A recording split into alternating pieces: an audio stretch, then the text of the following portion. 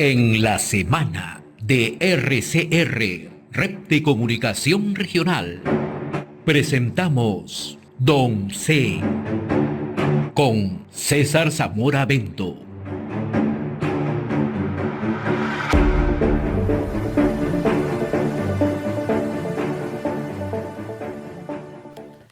Es momento de darle la bienvenida a César Zamora Bento. César, buen día, qué gusto saludarte. Bienvenido a Don C.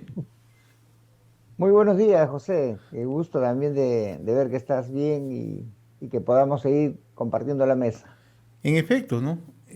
¿Cómo estás mirando lo que está pasando en el país? Seguramente has tenido oportunidad de escuchar este diálogo que tenía hace unos instantes con el presidente de la Cámara de Comercio y la Producción de Puno, el señor Francisco Aquise, que además es un emprendedor tesonero y una persona muy preocupada con lo que ocurre en su jurisdicción, ¿no? Y nos ha hecho un análisis bastante, digamos, directo, a la vena, como se dice, ¿no? Las autoridades tienen que tomar mucha atención. Ya, cierto, se acaban de instalar hace 6 meses, pero ya no es poco tiempo, ya tienen la suficiente capacidad como para poder entender lo que significa ser autoridad y administrar gobiernos locales o un gobierno regional. ¿Qué opinas de todo esto, por favor? A ver, la primera sensación es que has estado conversando con un empresario, una persona que tiene claro el rol que le toca y que él hace todos los esfuerzos y pone a disposición sus recursos personales para sacar adelante emprendimientos y estoy seguro que su emprendimiento va a generar puestos de trabajo a muchos de sus paisanos y va a llevar ingresos a las familias de sus trabajadores. Ese es el espíritu empresarial, es a asumir riesgos ante la incertidumbre, apostar por la inversión, generar productos, bienes y servicios y dar bienestar. Pero la otra cara de la moneda es el Estado. El Estado, lamentablemente, José, está constituido por personas que si le va bien o no le va bien al empresariado local, es lo mismo. Al final, a fin de mes reciben su sueldo y están allí. O sea, no tienen el funcionario en general no tiene un incentivo, ¿no? Para hacer las cosas bien como si lo tiene un empresario. Entonces, cada vez que escucho este asunto de que el Estado, es como que están teniendo esperanzas en personas, no instituciones, sino en personas que no tienen los incentivos para hacer las cosas bien. Entonces, ¿qué me queda? Asumir yo los retos. El empresariado, a través de la Cámara de Comercio de Puno, de Cajamarca, de Cusco, etcétera, etcétera, tiene que tomar el toro por las astas y, en cierta manera, a modo de gañán, hacer que las instituciones públicas funcionen. Porque si no, si vamos a esperar a que las instituciones públicas bajen la bandera, vamos a tener esa desazón de saber que yo voy a un ritmo y el Estado va a otro ritmo y nos perjudicamos, ¿no? Esa es la primera pincelada que yo puedo dar a lo que me has preguntado. A esta pincelada yo me gustaría agregarle otro tema que va conexo al análisis que estás planteando, César, ¿no? Siempre cuando realizamos comentarios, ponemos sobre la mesa la inacción tanto de gobiernos locales o gobiernos subnacionales, como se denomina ahora, y la presencia del Estado. Voy a empezar primero por el tema del Estado. Ujú. La crisis que se está viviendo en el país, desde que asumió Dina Boluarte, ya lleva va a cumplir 7 meses en realidad. Una crisis permanente, una inestabilidad política permanente. Y recuerdo perfectamente que a inicio de este año, cuando se generaba todas estas acciones de violencia en Puno, el gobierno, a través de la propia Presidenta de la República, a través del propio Presidente del Consejo de Ministros, del Ministro de Economía y los distintos sectores, indicaron que iban a iniciar un plan de recuperación, un plan para Puno. Esto no se ha traducido hasta el momento, César. Entonces, este anuncio, de otra manera, también trae otro correlato, ¿no? La gente dice, bueno, hubo anuncios, pero no se ha traducido en hechos concretos. Punto uno. Claro, mucha gente me dirá, pero por el otro lado, las autoridades de Puno, gobernador regional, alcaldes provinciales, alcaldes distritales, tampoco quieren dialogar con el gobierno. Nos encontramos entonces en una situación bastante complicada. Y esto, querramos o no querramos, porque si tenemos que mirar los hechos con realismo, esto también alimenta para que estas voces de sectores radicales simplemente anuncien paralizaciones, movilizaciones, etcétera, etcétera, ¿no? Entonces, ¿cómo construimos, cómo vertebramos, ¿no?, canales de diálogo y que el gobierno se acerque a Puno, le diga, señores de Puno, y que la opinión pública nacional sepa que quieren conversar con las autoridades y las autoridades se resisten?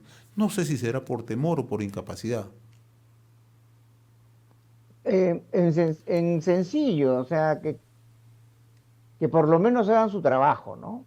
Principalmente los sectores claves que tienen que ver con la problemática de Puno, llámese el sector agricultura, medio ambiente, comercio, infraestructura, vivienda, que también tenemos ahí información de que están con un déficit muy importante. Son instituciones con las que se debería trabajar de manera coordinada. Ayer estuve conversando con Raimundo Champi de Cusco, un dirigente, y Raimundo nos decía que estas instituciones, cada quien hace las cosas por su lado y nunca se ponen de acuerdo en lo que están haciendo, inclusive entorpecen la labor de las propias organizaciones de los productores. Solamente como un ejemplo. O sea, si no tienes una articulación, si no tienes por lo menos una personalidad pública estándar, homogénea, coherente, articulada,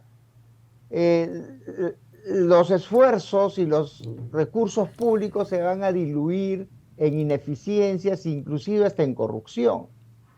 Y la consecuencia final va a ser que la población queda desilusionada, queda con la pobreza en sus hogares, en la pobreza en sus casas y con la desesperación a flor de piel. Entonces, de ahí viene toda esta justificación de algaradas y movilizaciones y violencia. César, ¿y sabes por qué yo pongo este tema de Puno? Pensando que el Estado tiene una naturaleza particular, José, que está conducido por personas que no les veo, uno, las capacidades y dos, el compromiso.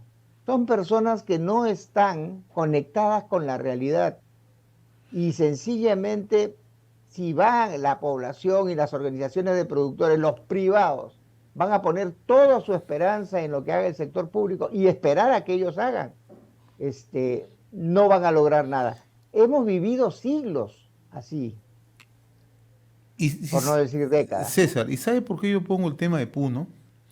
Porque poca atención se le está brindando a lo que se está registrando en Puno, en la región. Tienen sequía prolongada. Cusco también. No, pero Puno más. En Puno ya esto se venía anunciando desde el año pasado. Una sequía prolongada. Es un tema climatológico naturalmente, pero poca atención se le ha puesto. El otro tema, Puno tiene la tasa de informalidad más alta en el país. Puno, al igual que Cajamarca, tiene pobreza y pobreza extrema pronunciada. Puno, al igual que Cajamarca, Huancavelica y otras regiones, tiene anemia de nutrición infantil pronunciada. Pero estos temas parece ser que se minimizan frente a la protesta política. Por eso es que lo que yo voy, las autoridades locales tienen muchísima responsabilidad. No están mirando con atención lo que pasa en su región. Y el gobierno también tiene corresponsabilidad directa en estos temas. Por eso yo, así como En el Cusco han salido varias autoridades a alertar, a poner reflectores lo que está pasando. En Puno lo han hecho, pero no le han brindado la atención. Por eso es que nosotros permanentemente, acá en RCR, estamos llamando la atención. ¿Cuál es la razón por la que no se actúa con rapidez? Y acá, responsabilidad de ambas partes, ¿ah? De ambas partes. Porque ha transcurrido 7 meses y el gobernador regional aún todavía mantiene resistencias. No tengo nada que hablar con el gobierno central. Y el gobierno central tampoco tiene la capacidad como para colocar interlocutores que se sienten a la mesa o convenzan a las autoridades en sentarse y la necesidad de hacerlo. Es que es muy fácil para una autoridad local, ¿no? Abrazar la miseria de la gente y decirle, estoy de tu lado, ¿no? Porque el responsable está en la capital de la República, en los ministerios del país.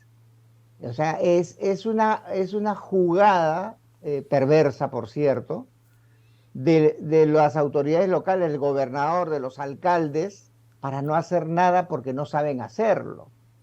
Ellos no le dicen a su gente, a su población, mis responsabilidades son estas y no las estoy cumpliendo. No, ellos dicen, estos problemas que tú estás sufriendo día a día es culpa del gobierno, es culpa de Dina. Dina asesina, es culpa de la Constitución, del modelo económico. Eso es lo que están haciendo estas autoridades locales. Están evadiendo la responsabilidad de hacer. O sea, no podemos pensar que un gobernador no quiera conversar con su interlocutor en el gobierno central para ver cómo se resuelven los problemas de la gente que él administra a nivel regional. Es absurdo. Lo único que yo entiendo ahí es que trata de evadir su responsabilidad porque no tiene capacidad o porque tiene un fuerte componente ideológico, que eso de allí es tan perverso como la incapacidad. Entonces, yo no esperaría mucho de la buena voluntad de los gobernadores porque ellos están en su zona de confort, José. Ellos están atizando, sí, yo no puedo hacer porque el gobierno central, yo no tengo nada que conversar con esa asesina, yo no tengo que conversar con esos improvisados, delincuentes. Qué fácil, ¿no? Pero y la gente de abajo, su población objetivo, como tú mencionas, falta de empleo, informalidad, falta de empleo, menos ingresos y el círculo vicioso, desnutrición crónica infantil, que es una deuda generacional para las personas que la padecen porque prácticamente quedan anulados en esta etapa de crecimiento con esta déficit nutricional.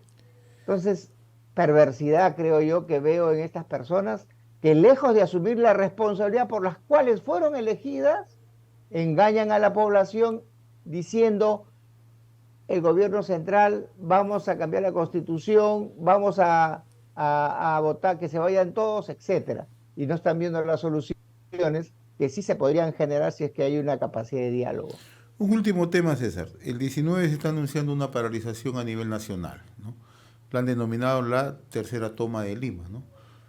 Tú que siempre también haces un seguimiento, un rastreo de lo que ocurre en distintos puntos del territorio nacional. ¿Cómo estás mirando esta situación? ¿Puede vertebrarse una movilización masiva? ¿Va a ser débil? ¿Cómo la miras? Mira, me preocupa cuando sale el ministro del Interior, el ministro de Defensa, que todo está controlado, que ya tienen identificado quiénes son las cabecillas, quiénes son los que están asusando, que vamos a revisar. O sea, me da la impresión de que quieren decirle a la población, no se preocupen, todo está tranquilo, ya lo estamos manejando bien. Pero por otro lado hay eventos, o sea, el hecho de hacer una convocatoria de ese tipo, el hecho de que hay organizaciones sociales que tienen sus intereses, pero que están trabajando en esa línea de generar una movilización caótica en Lima, no es una protesta lógica. Por ejemplo, yo protestaría porque aumente los recursos para la inversión pública, carreteras, puentes, colegios, hospitales, abastecimiento de medicina. Yo protestaría por eso, pero protestar por esos 4 grandes ejes que es renuncia de Dina, cierre del Congreso, nueva constitución, elecciones adelantadas, me parece un absurdo. Bueno, pero ahí están. Y el gobierno lo dice, no se preocupen, ya esto está controlado. Pero, por ejemplo, ayer cerraron la Universidad de San Marcos y Villarreal también, suspendiendo las clases, porque seguramente había un dato ahí de que iban a hacer algo dentro de la universidad con algunos manifestantes y dijeron, vamos a suspender las clases presenciales. Y al toque los dirigentes universitarios saltaron hasta el techo y dijeron no. O sea, como que se les estaba quitando una oportunidad de hacer algo que ya se había antelado y que se había develado y les ha preocupado muchísimo. Entonces, si eso se está produciendo, es que hay algo que se está construyendo y debemos preocuparnos. Los ciudadanos debemos preocuparnos, no caer en la provocación, pero debemos preocuparnos de que hay gente, no sé de qué perfil y no sé de qué origen, de qué nacionalidad y con qué recursos se está movilizando. Y más aún, esas llamadas de la camarada Vilma, en una estrategia que data de las primeras civilizaciones cuando querían dominar pueblos. Ahóguenlos, cerquen Lima, cierren sus entradas, cierren sus aguas, cierren su luz, cierren todo y sometamos a la capital. O sea, son indicadores que deben llamarnos la atención y que debe provocar inteligencia suficiente para neutralizarlas, pero no decir no está pasando nada, porque hay un trabajo silencioso y perverso en contra de la estabilidad del país y del bienestar de los ciudadanos. Si no lo queremos entender así, es que no estamos mirando la realidad. César, como siempre, un gusto haber dialogado contigo y te agradezco dialogar semanalmente a través de Don C. Un fuerte abrazo, gracias. Gracias y mejora siempre para ti. Gracias, César, muy amable. Era nuestra secuencia Don C con César Zamora Bento. Don C con César Zamora Bento.